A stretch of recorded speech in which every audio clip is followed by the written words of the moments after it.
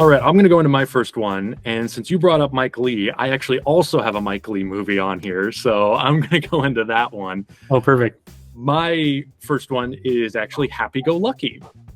This is my favorite Mike Leigh movie.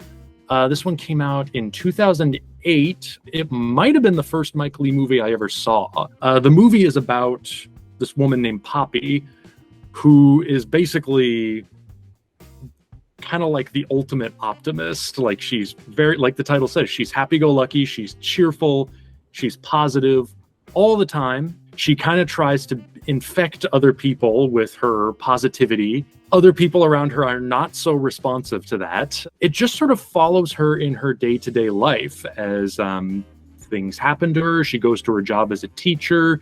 She meets a guy and starts a relationship with him. She has her bike stolen at the beginning, and she starts taking driving lessons so that she can get her license. It's a movie that I think is kind of set up to appear as if it's going to follow certain cliches at the beginning, and then it totally does away with those cliches. Poppy is really unlike any other character I've seen in a movie, and Sally Hawkins, I think, gives her best performance as this character.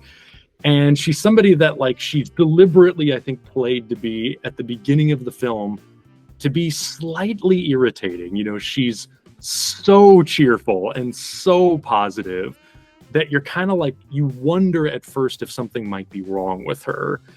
And then she's put into situations where the movie starts exploring her personality and why she is like this. And you start realizing as the film goes on that she's actually very resilient and very strong. The central relationship of the movie, I think, is what develops between her and her driving instructor, who's played by Eddie Marsan. He is like her complete opposite. He is this very negative, very nihilistic, very just dark and gloomy person. And so you think it's going to be sort of like an Odd Couple situation as they're taking these driving lessons together and driving each other crazy.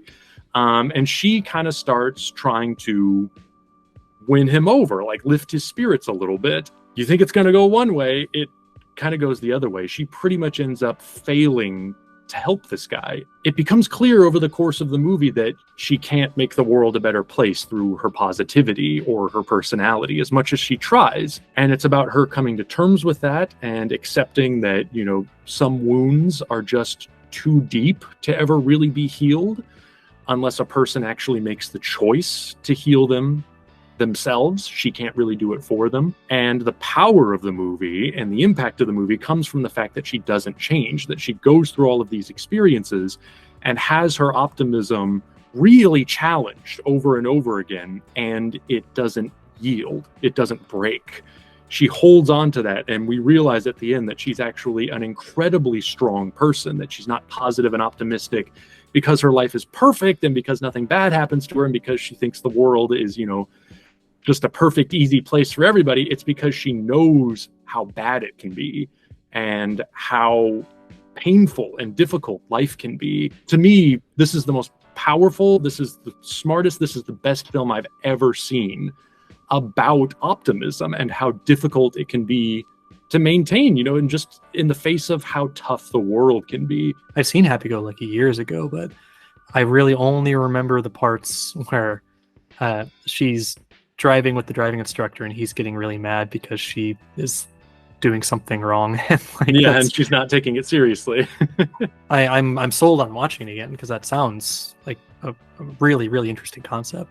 Off the top of my head, it's the only movie I can think of that is really honest about, you know, about what optimism is, that it's not a solution for the problems of the world. It's a choice made in the face of the problems of the world. You know, it's basically a choice we make to keep ourselves sane and still living, you know, and not just dying inside. That really comes down to a choice. We don't choose to be optimistic because it fixes anything, but because, you know, it gets us through the days and allows us to actually smile and live. I find that to be kind of the final message of the movie, and you know, it's never left me. It moves me so deeply every time I watch the film. So maybe there's your double feature. Watch Hard Labor for the people who have died inside, and happy-go-lucky for the people who still have some light, even though their lives still suck. So that sounds like Mike Leigh in a nutshell.